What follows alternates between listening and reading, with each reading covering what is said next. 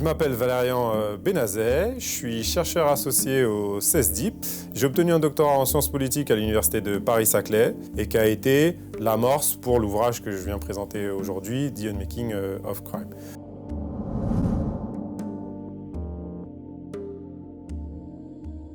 Alors, j'ai réussi à recueillir la parole de 33 personnes qui avaient été impliquées dans la délinquance, plutôt donc de la délinquance de rue, et qui en étaient sorties maintenant depuis un bon moment, de quelques mois pour ceux que j'ai rencontrés vraiment au début de leur trajectoire de délinquance, jusqu'à plusieurs années pour une bonne partie de ceux que j'ai enquêtés.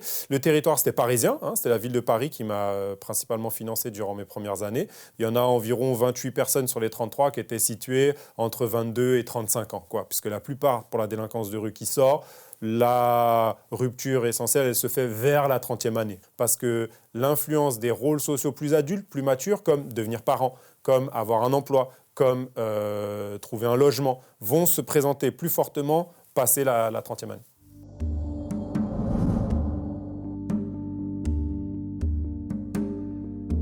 La désistance, c'est un processus, très important d'avoir ce mot-là en tête, de changement qui revient à passer d'un mode de vie où on était impliqué dans la délinquance vers un mode de vie où on change cette implication, où on s'éloigne des lieux, des gens, des routines, des modes de vie.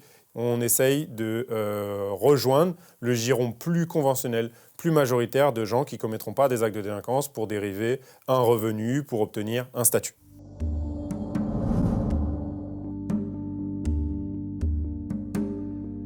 Dans les processus très classiques et connus sur la désistance, il y a bien sûr le fait de se mettre en couple. L'autre aussi, c'est le fait de se rapprocher d'un emploi, l'employabilité. Dans les autres facteurs, c'est aussi le concept de concurrence des sphères de socialisation. C'est-à-dire que là où on passe du temps, les personnes à qui on accorde de l'importance, les liens qu'on entretient, les lieux que l'on visite, il faut qu'ils soient un peu en décalage, qu'ils s'éloignent de ceux qui avaient été le propre de l'investissement dans la délinquance. Tout ça, ça va reprendre une importance qui décale, qui progressivement éloigne des habitudes, des lieux et des personnes qui étaient structurantes dans la délinquance.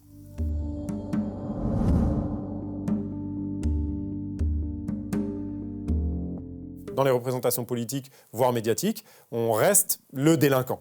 Et je mets des guillemets à ça, parce que dans les travaux sur la désistance, on va parler plutôt d'auteur d'actes de délinquance, pour éviter de reproduire ce stigmate. C'est la peine symbolique qui s'abat sur vous, parce que vous êtes un repris de justice, encore une fois, parce que vous avez un casier judiciaire aussi. C'est un grand frein, ça, pour ceux qui veulent réellement sortir de la délinquance, des personnes qui, depuis plusieurs mois, voire plusieurs années, essayent maintenant de se rendre employables, d'accepter un niveau de revenu qui est inférieur à ce qu'ils ont pu connaître dans la délinquance aussi. Ça, c'est une étape intermédiaire importante. Il va falloir parfois lever des incompatibilités parce qu'on a eu telle ou telle condamnation. Il faut montrer que maintenant, on cherche à se réintégrer et qu'on n'est plus dans cette dynamique-là et qu'on va pouvoir exercer tel métier ou tel autre métier. Dans ce que moi, j'ai pu faire ressortir dans mes propres travaux, il y a par exemple le fait d'arriver à trouver des personnes ressources, des intermédiaires qui vont vous aider à franchir ces caps un peu difficiles. Ces gens-là, ce n'est pas des gens qui sont là tout le temps autour de vous, forcément, ça peut, mais c'est des personnes qui, à un moment de votre parcours, vous voient un peu meilleur que ce que vous-même vous acceptez de vous voir. Eh bien ça, c'est une chose qui est documentée par d'autres recherches, mais y compris que j'ai mis en avant dans la mienne.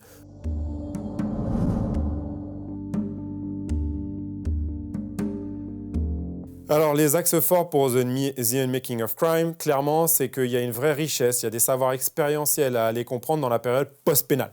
La criminologie a beaucoup investigué, et c'est fort souhaitable, il faut continuer. Qu'est-ce qui fait que les gens entrent dans la délinquance? Qu'est-ce qui fait que les gens y retournent? Quels sont les obstacles qui sont face à eux quand ils essayent de sortir? Très bien. Ok, il faut continuer là-dessus, mais on manque, en tout cas dans le giron francophone, d'enquêtes de cohortes qui suivent les gens sur le long terme pour comprendre qu'est-ce qui se passe quand ils sont éloignés des institutions pénales, quand ils n'ont plus d'obligations pénales.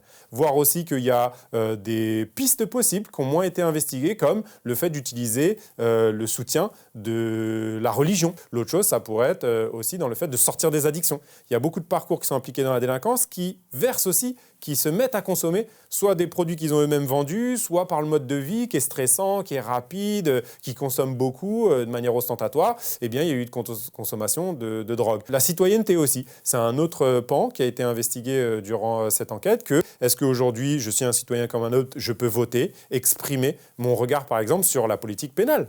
contribuer à faire valoir l'orientation du curseur étatique plutôt, par exemple, sur faire la prison autrement, sur donner plus de chances et lever la seconde peine, la peine symbolique, avoir plus d'éléments qui permettent de se réintégrer sans être étiqueté comme repris de justice toujours ou ancien délinquant. Voilà des axes qui peuvent être un apport du livre.